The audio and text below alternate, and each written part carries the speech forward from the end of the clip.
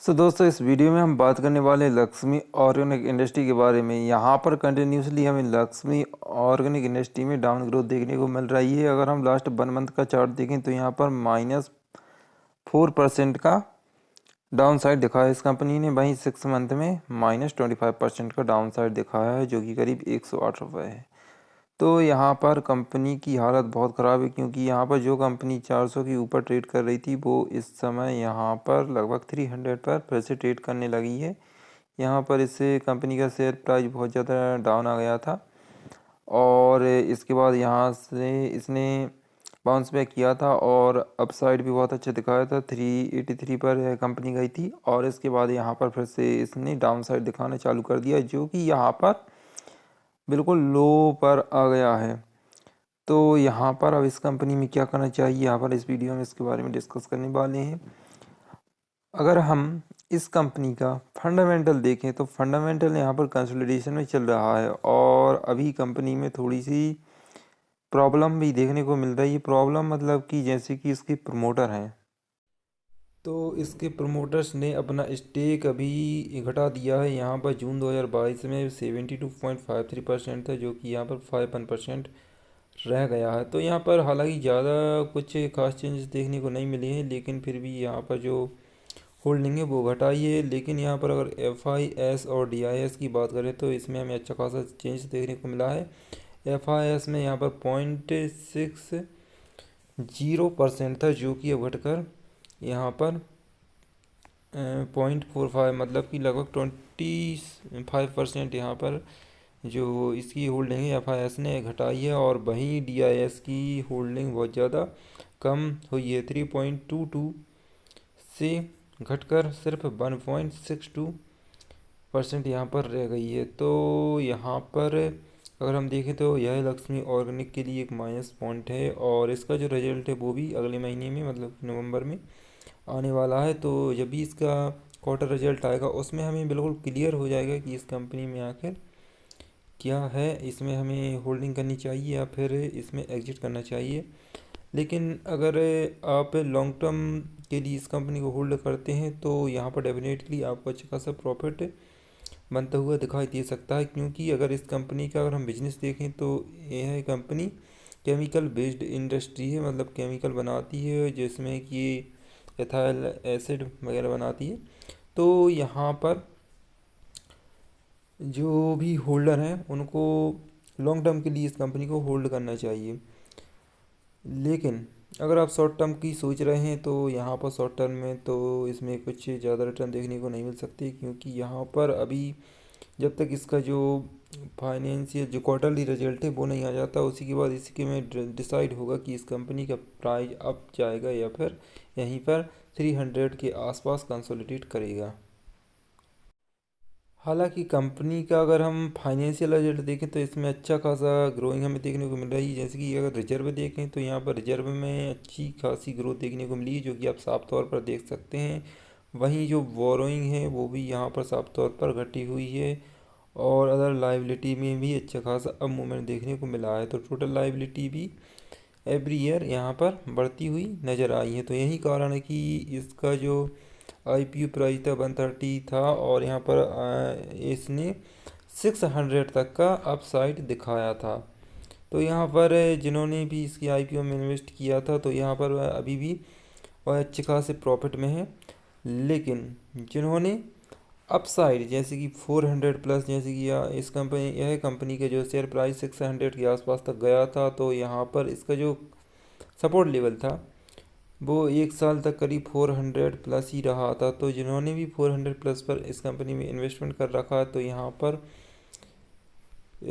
उनको एग्जिट करना थोड़ा सा मुश्किल हो रहा है। लेकिन अगर यह कंपनी 300 के आसपास आती है, जैसे कि अभी 318 पर चल रही है, तो अगर यह कंपनी 300 के आसपास आती है तो इसमें आपको डेफिनेटली एवरेज करना चाहिए, क्योंकि यह कंपनी इन फ्यूचर अच्छा रिटर्न देगी। इसका हम एनालिसिस इसी बात से लगा सकते हैं कि यहाँ पर जो इसकी लाइबिलिटी घट रही हैं और जो रिजर्व हैं वो बढ़ रहे हैं, और साथ ही साथ इसकी जो सेल्स है ईयरली वो भी अच्छी खासी इंक्रीज हो रही है। जून 2022 में इस कंपनी की जो सेल्स है वो यहाँ पर 1768 करोड़ थी। इसके बाद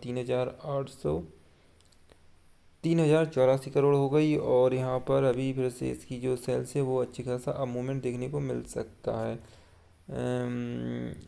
मतलब कि जब इस बार का जो फाइनेंशियल रिजल्ट आएगा उसके बेसिस पर, और क्वार्टरली रिजल्ट भी अच्छा खासा देखने को मिल रहा है। लेकिन यहाँ पर थोड़ी सी प्रॉब्लम, अभी जो प्रमोटर्स हैं उन्होंने होल्डिंग हटाई है। तो यहाँ पर जो FIS और DIS ने होल्डिंग हटाई है, यहाँ पर ये नहीं है कि जो होल्डिंग यहाँ पर घटाई है तो सिर्फ इसी कंपनी की होल्डिंग घटाई है। आप अदर कंपनी जैसे कि अच्छी कंपनी जैसे कि विप्रो वगैरह है, यहाँ पर कोई, उसमें भी हमें थोड़ा सा यहाँ पर डाउन साइड देखने को मिल सकता है। तो जो लक्ष्मी ऑर्गेनिक कंपनी है यह अपनी 52 वीक लो के करीब पर मतलब ट्रेड कर रही है। अगर देखें तो यहाँ पर ज़्यादा अंतर नहीं है, हम कह सकते हैं कि लो के आसपास ट्रेड कर रही है। वहीं हाई देखें तो 502 रुपये है। तो अगर इस कंपनी को फिर से 400 प्लस पर जाना है तो जो नेक्स्ट क्वार्टर रिजल्ट है उसमें अच्छा खासा अब मूवमेंट दिखाना होगा अपनी सेल्स में और नेट प्रॉफिट में।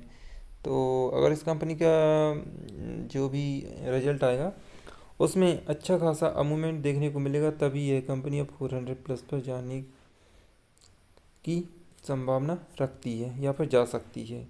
तो यहाँ पर लक्ष्मी ऑर्गेनिक के अगर आप शेयर होल्डर हैं तो अभी 300 पर जब भी यह कंपनी आएगी तो इसको एवरेज करेंगे और इसको होल्ड ज़रूर करें, अभी सेल आउट ना करें।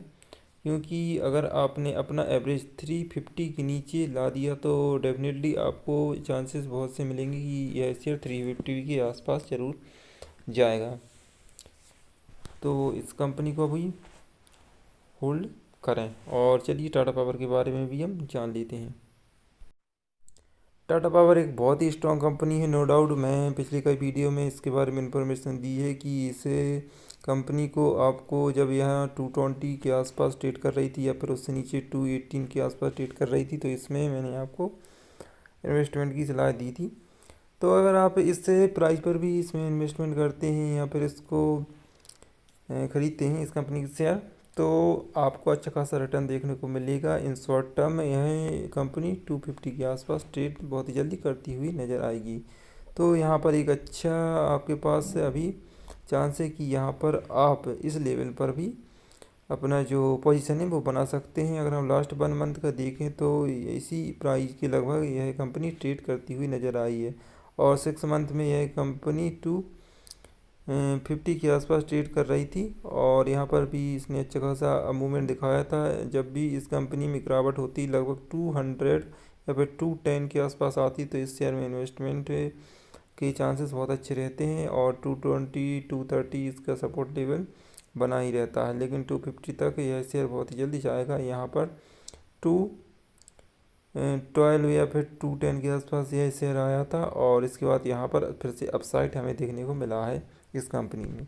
तो नो डाउट यह टाटा पावर कंपनी है, टाटा की एक सब्सिडी कंपनी है। तो इसमें आपको डेफिनेटली इन्वेस्टमेंट करना चाहिए, और अगर आपने इन्वेस्टमेंट कर रखा है तो डेफिनेटली आपको होल्ड करना चाहिए। बहुत जल्द यह कंपनी 250 प्लस पर तो जाती ही नज़र आएगी। और जैसा कि अभी हमें मार्केट में भी अपसाइड देखने को मिल रहा है तो यहाँ पर इस कंपनी को भी इसका अच्छा खासा प्रॉफिट देखने को मिल रहा है। तो अब हम उस कंपनी के बारे में जान लेते हैं जो कि अच्छा खासा स्प्लिट दे रही है। यहाँ पर 1:10 का स्प्लिट मिल रहा है। तो चलिए उस कंपनी का नाम मैं बता देता हूँ।